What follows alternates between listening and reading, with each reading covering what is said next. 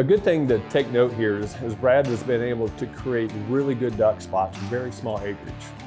I'm talking most of the places we're going to be hunting are under 10 acres of water surface.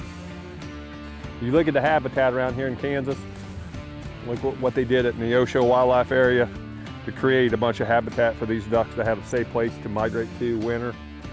And then they stage and they come out here in the countryside, come to places like what Brad Harris has here with Harris Outfitters.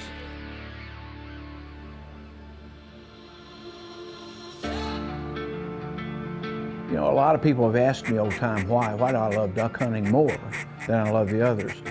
And for me, it's like the dance. You're calling to try and see if they'll come dance with you. We're a bunch of determined individuals, and we push for wetland conservation. It is our passion. Well done! Right. To see them cut and dip and weave. Let's go!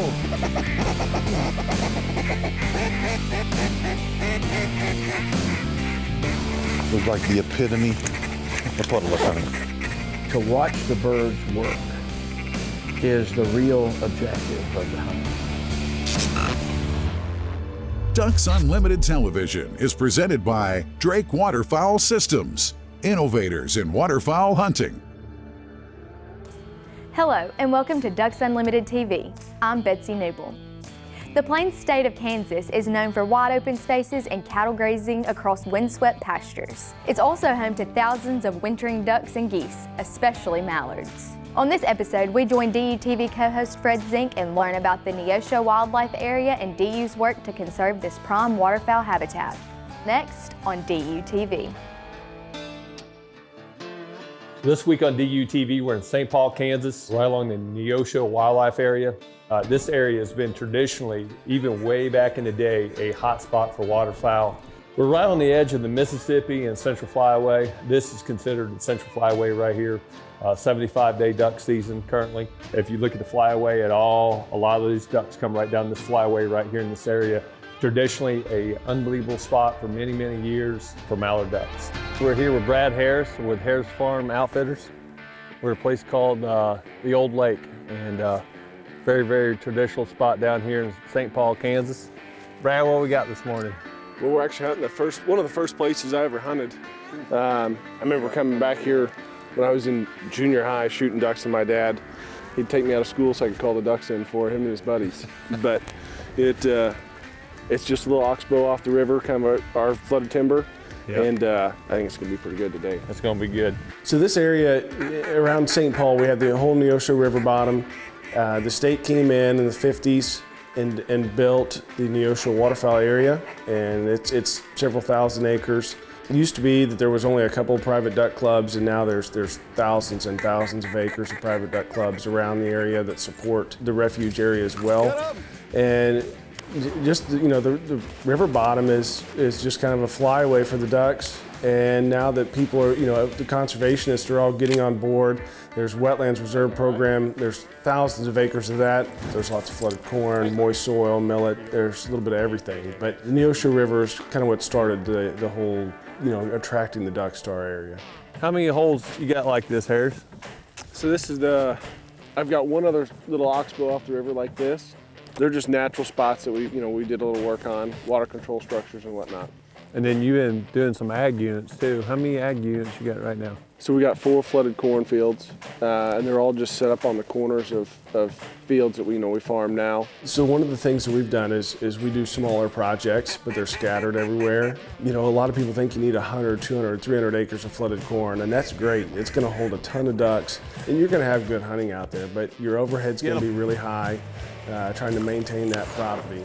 And then what we figured out is these small 3 to 8 acre, flooded fields are actually, we're producing a lot of ducks per acre, and then they're cheap to maintain. You know, you get a 100-acre flooded cornfield, and it doesn't matter where you hunt it, you're hunting the whole thing. Yeah, oh yeah. And you're never gonna not pressure one side or the other. So my theory is with having multiple small units scattered, I'm not pressuring the ducks hardly at all.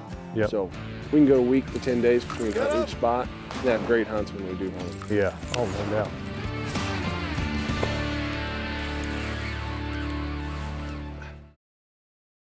Ducks Unlimited Television is presented by Drake Waterfowl Systems, innovators in waterfowl hunting. Mossy Oak Shadow Grass Habitat, the official camo of Ducks Unlimited. Browning Firearms, the best there is. Native Nurseries, hand-selected, hand-grown plants for wildlife.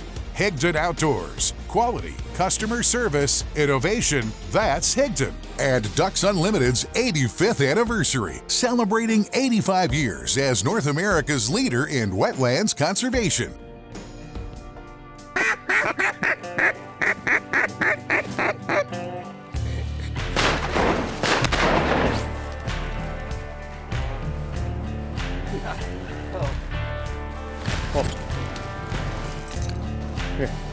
So today we hunted the old lake. That's what Brad refers to it.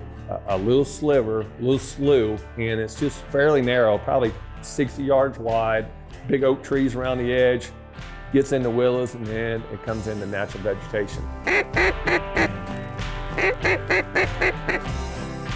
Anybody that hunted back in the 40s, 50s, and 60s in this area, they know the old lake. It's a place that has a lot of history for duck hunting around here. We're fortunate to have a portion of that. Yesterday was awesome. Fred was able to come down and hunt with us again, and my dad was there, and Derek and Connor Peterson. Our local DU guy, Scott Pauley, was here. So you got your banquet tonight? Tonight, yep. And it's, what, is it county, or what? Just St. Paul? Just our DU? local town event, yep.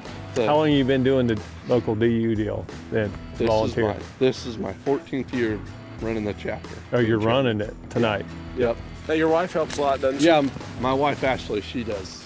She's definitely got it under control. Yeah, that's the way my wife is. Especially You gotta have a good woman behind you, right? Exactly. The details. lining out all the silent auction, live auction items. How much, so we just had a big renovation in our local wildlife area. Right. What, did you guys raise a bunch of money for that? There was. We had several major donors in the area. Don Budd was actually one of them. I don't even remember what the dollar amount was on that renovation, but I know it was several million. Yeah. They did a lot of work to that wildlife area, and it's totally. around. Don took me on the tour when they were doing it. Major overhaul. There. Yeah. Major. Yeah. That was built back What's it done to the area since they did that? Is it holding way more ducks than what it did? I definitely think so. Probably holding 30-40% more ducks than we were. All right, from what I can tell. Yeah.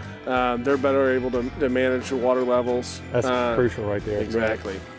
That's a big deal. That was the key to get out. Yeah, I knew. And yesterday was just one of those days and you just pray that it actually is going to happen like they say it's going to happen. And the snow and the wind and the mallards coming in the trees, it's one of those days you just won't soon forget. A good thing to take note here is Brad has been able to create really good duck spots with very small acreage. I'm talking most of the places we're going to be hunting are under 10 acres of water surface. A lot of them are going to be 1 to 2 acres. And so if you have your farm, your land, your uncle's land, grandparents, a friend, it's got a piece of ground, a lot of times the areas that are best for duck hunting are very marginal farmland. And that's where DU comes in, that's where state agencies come in, federal agencies can come in and do a CREP program, put in a 3-sided dike or a 2-sided dike to catch the water, a little bit of water control structure. So what Brad has been able to, in this area, prove out is it doesn't take many acres to be very, very successful.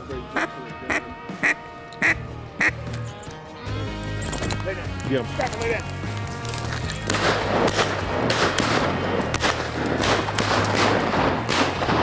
We have a lot of different types of habitat, and it's all weather driven. Whether it's flooded timber, like we kind of hunted yesterday, that's got a little smartweed and millet, to where we're going today, it's kind of an old oxbow off the river. It's got a lot of smartweed, and then tomorrow we're going to hunt it by a flooded cornfield. The ducks just, depending on temperatures, they want something a little different. And what we see a lot here in late January is on warm days, they want moist soil. But on a nice cold snowy day, they want flooded corn. So we try to offer a little bit of everything, and so no matter what the conditions are, we're gonna have ducks. Can't beat it, man. Brad Harris, trust me, He knows what he's doing down here. Got a lot of good spots, ain't you, Brad? We do. This is my favorite. Yeah, this is a good spot.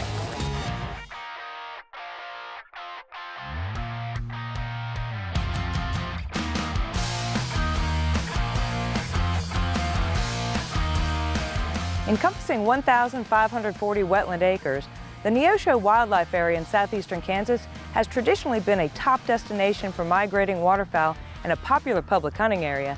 Owned by the Kansas Department of Wildlife Parks and Tourism, Neosho provides public access to a rich wetland landscape.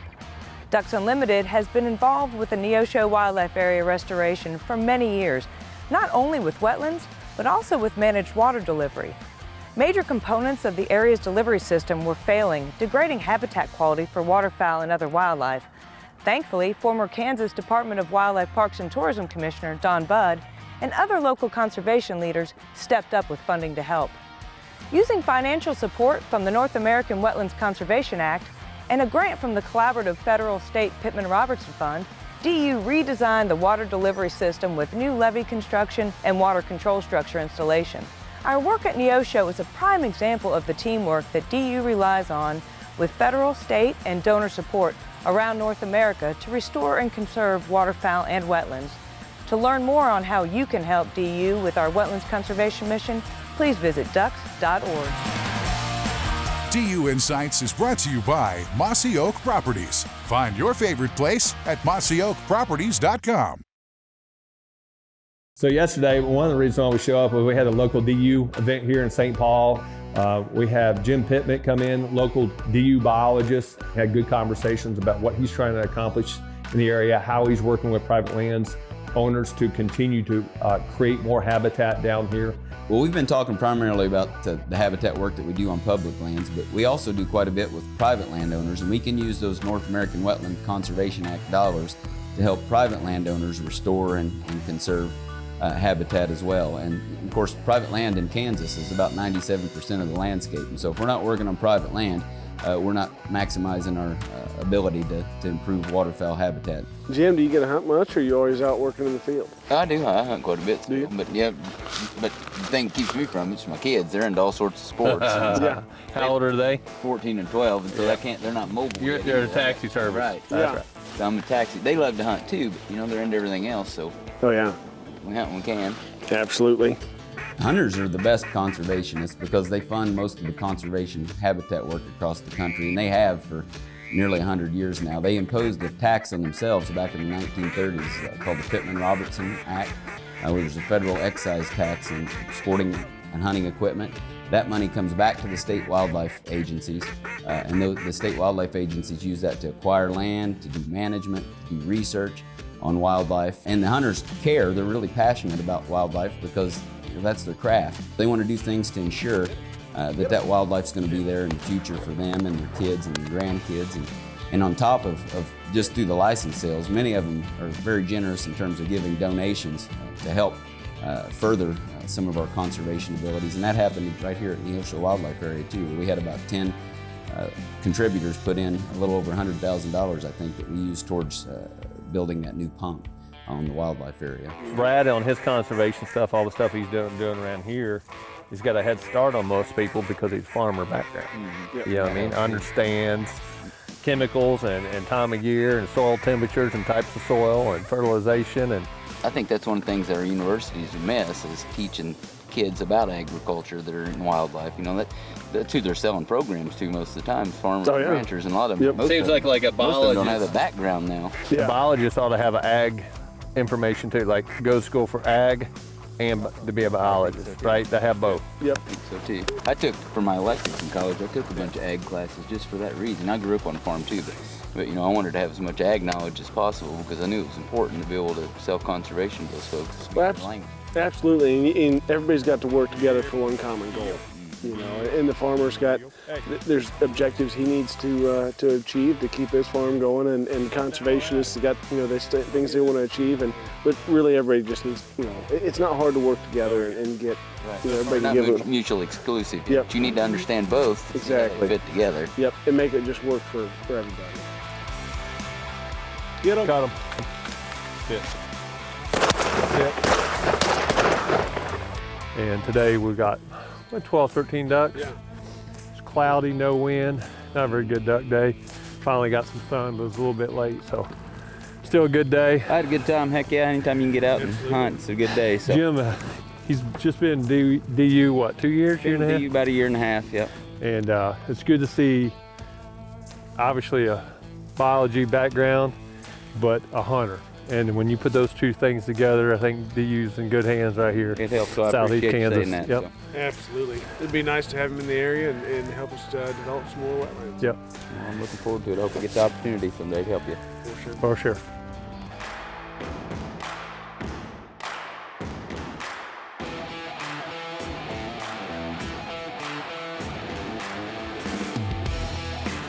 These ice heaters right here are pretty magical.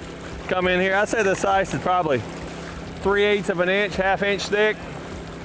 We got two of them getting ready to run. Within 20, 30 minutes, we'll have a nice decoy hole blown right in here. Ducks come right in. So one tip, when you're using ice heaters or just hunting ice in general, keep your hole as clean as possible. And we tried that today. You can see it's relatively clean, and so what's going to happen is that sun's going to come up, and this dark muddy water that we've been turning up is going to help melt that a little bit faster. We set them down, let them run for 5-10 minutes, and then just keep moving them around, and you can have a hole. I mean, we opened this hole up in 15 minutes really, and it's plenty big to hunt. One of the things that we've been doing is we don't run ice heaters for days at a time. We either set them the night before or put them out in the morning of. Especially with gas prices now, they're expensive to run. You know, if you're trying to run them 3 or 4 or 5 days at a time. So we set them out either the night before, the morning of, and I mean, just you can see this hole. We did it the morning of. We blew a hole open in no time, and it's going to be really effective. And a lot of times you're better off let everything freeze up, and then create the hole exactly where you want it, rather than let the ducks keep a hole open and then have to try and hunt that. Because a lot of times you can't get a blind close enough. You know, the water's too deep, you know, there's just always something. So we like to let these little ponds freeze and then put the hole exactly where we want it. Harris is the master of the ice heaters. Come out here, and this is, when you get to Oklahoma, Kansas, this is a daily process, to be honest with you. Especially on the freeze and the thaws back and forth. Crystal clear day. Today we got what we need for a mallard hunter. Ducks Unlimited's Guns and Gear is brought to you by Tetra Hearing. Built for hunters by hunters. Calls, wings, or triggers, hear the hunt like never before. DUTV is powered by Browning Ammunition, the best there is. Biologic, scientifically proven wildlife products. Purina Pro Plan, nutrition that performs. Tetra Hearing, more than hearing protection, it's hearing perfection. Mossy Oak Properties, America's land specialist. Rolling Thunder Game Calls, the sound of a new generation. Closed captioning for Ducks Unlimited Television is brought to you by Mossy Oak Bottomland, the official timber pattern of Ducks Unlimited. One of my favorite spots, it's a spot, is one of the very first ones I ever built. It's pretty small. We got about a 5-acre pond here, and then just over my left shoulder over there, there's about a 4-acre flooded cornfield. And this is something DU's been really promoting, is these smaller wetlands. You don't have to have a big spot to really attract ducks and have a successful hunt. These small spots are a lot of times every bit as good, if not more productive. They're easier to hunt, they're easier to manage. I mean, you can have every bit as good of a time on these smaller, well-managed properties as you can some big, large one. But hopefully you can see today just how successful we've been here.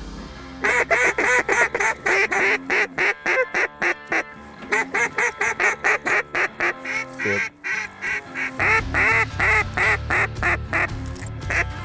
Killing. Sit. Sit.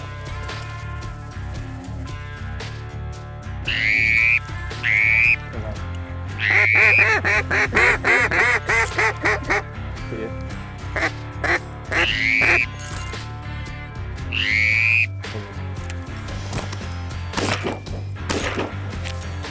Here. Good boy. Good. Good. Look at that nice Kansas mallard right there. You look at the habitat around here in Kansas, look what they did at Neosho Wildlife Area to create a bunch of habitat for these ducks to have a safe place to migrate to winter. And then they stage and they come out here in the countryside. come to places like what Brad Harris has here with Harris Outfitters. A lot of effort and a lot of money to produce this right here. The biggest conservationists and an extension of federal refuges, state refuges, is private landowners. Because most of the refuges have already been bought. Yeah, they're buying land and they're expanding, but generally speaking, the federal duck stamp money back in the day bought a majority of all this land. But when you look at budgets of private landowners, a lot of times there is no budget. And what I mean by that is they have the resources to manage their land at the highest level possible. And because of all that, these ducks have a larger resource and more wetlands simply because of partnerships with private landowners, state, federal agencies, and Ducks Unlimited. But it really comes down to, without a shadow of a doubt, the best and the biggest conservationists in the United States are hunters themselves. Good shot, Harris. We actually had a really successful DU banquet last night. Scott Pauly does a phenomenal job, and a good chunk of that money does stay local, and it does help for these bigger projects. You know, Don Budd spearheaded a project getting a lot of private money raised for the Neosho waterfowl renovation. You know, if it's not for guys like them, that we're just not going to have you know, the quality results that we would expect. So thanks to them for doing all that hard work. Here, heel. We all know that the key to sustaining our waterfowling heritage is conserving and restoring wetland habitats on both the breeding and wintering landscapes. DU relies on donors and volunteers throughout North America to ensure mission success. On behalf of everyone at Ducks Unlimited, thank you for watching and see you again soon on DUTV.